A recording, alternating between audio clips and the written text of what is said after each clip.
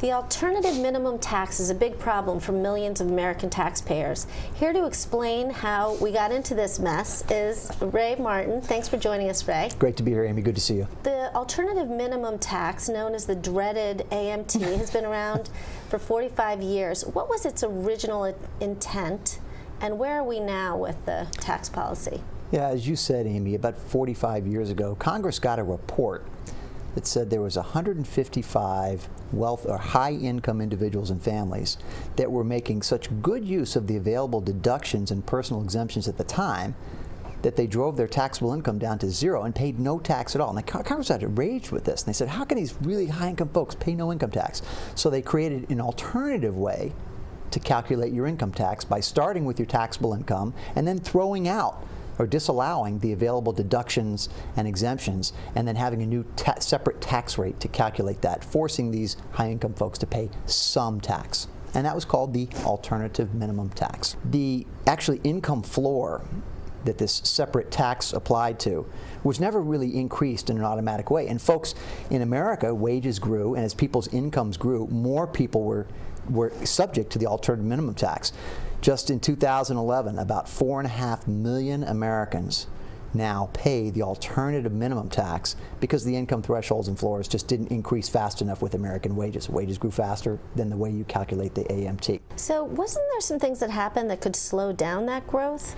Yeah, that's a good point. There was actually two things. First, Congress allowed the tax rates to increase with the sunset of the original Bush tax credits. So now more people are in the 39.6% tax bracket. As a result, they pay more taxes the regular way, so they're probably not going to pay taxes using the alternative minimum tax. Doesn't mean they're paying less taxes. They're paying more, actually, the regular way.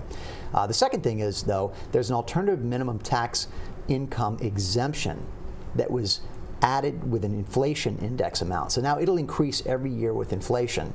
So it'll slow the growth of the number of people that get into the alternative minimum tax. But it's not going away. More people will pay this every year. So why isn't there a real fix coming in where it's not getting people in that sort of middle income? I'll give you about 35 billion reasons. Okay. That's the amount of money that this alternative minimum tax takes from U.S. taxpayers and gives back to the government. It's a revenue issue, and they've got to find another way to plug that gap. And right now, the alternative minimum tax isn't going away. Okay. So real quick, what are some tips if people do pay the alternative minimum tax for maybe not paying it next year?